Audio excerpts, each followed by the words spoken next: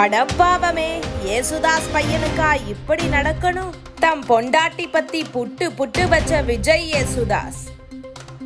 புகழ்பெற்ற பாடகரா விளங்கிய ஜே.கே. ஏசுதாஸோட மகனான விஜய் ஏசுதாஸ் தன்னோட தந்தையை போலவே மிகச்சிறந்த பாடகரா விளங்கிட்டு வராரு. இவர் தமிழ் மட்டுமில்லாம தெலுங்கு, கன்னடம், ஹிந்தி ஆகிய மொழிகள்லையும் பாடி தென்னிந்திய திரையுலகிலேயே ரொம்பவே முக்கியமான பாடகராகவும் வலம் வராரு. முதலா 2000ஆம் ஆண்டுல மலையாள திரைப்படமான மில்லினியம் ஸ்டார்ஸ் மூலமா பாடகரா அறிமுகமான விஜய் ஏசுதாஸ் தொடர்ச்சியா பல பாடல்களை பாட ஆரம்பிச்சாரு. இதன் மூலமா பல விருதுகள் அவருக்கு குவிய ஆரம்பிச்சிச்சு. மேலும் பாடகரா மட்டும் இல்லாம நடிகராகவும் தனுஷோட மாரி திரைப்படத்துல வில்லனாவும் அறிமுகமாகி மக்கள் மத்தியில கவனத்தை ஈர்த்தாரு. மேலும் 2018 படைவீரன் அப்படிங்கிற திரைப்படத்துல நடிகராகவும் நடிச்சாரு.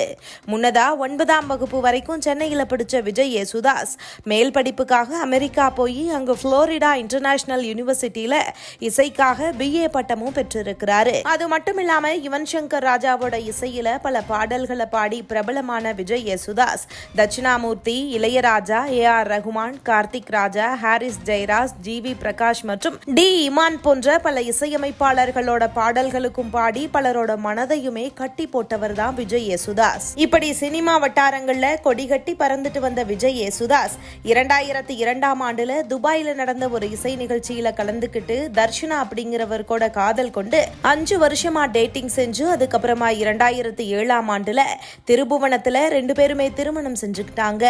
இவங்களோட திருமணம் பெற்றோர்களோட சம்மதத்தோட பிரம்மாண்டமா நடந்துச்சு.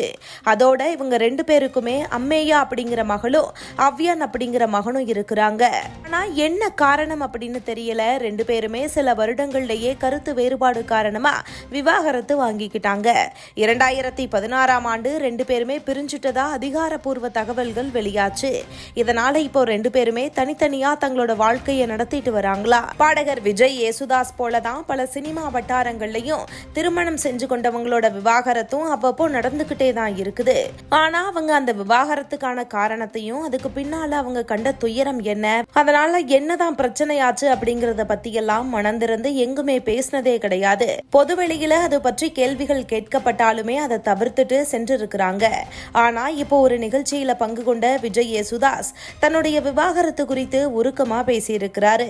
அதாவது, என்னுடைய விவாகரத்து என்னை அதிகமா பாதிச்சதை விட என்னுடைய குடும்பத்தை தான் அதிகமா பாதிச்சிருச்சு. அவங்களுக்கே என்னோட விவாகரத்து பெரும் வருத்தத்தை கொடுத்துருச்சு. மேலும் நான் என்னுடைய குழந்தைகளுக்கு எப்பவுமே சந்தோஷம் கொடுக்கணும் அப்படின்னு நினைச்சிட்டு வரேன். அவங்க என்னோட இருக்கிறாங்களா இல்ல அவங்களோட அம்மா கிட்ட இருக்கிறாங்களா அப்படிங்கிறது முக்கியம் இல்ல, அவங்க சந்தோஷமா இருக்கிறாங்களா அப்படிங்கிறது மட்டும்தான் முக்கியம். அதுக்காக என்னுள்ள இருந்த நிறைய செயல்களை நான் மாற்றிக்கிட்டு இருக்கிறேன்.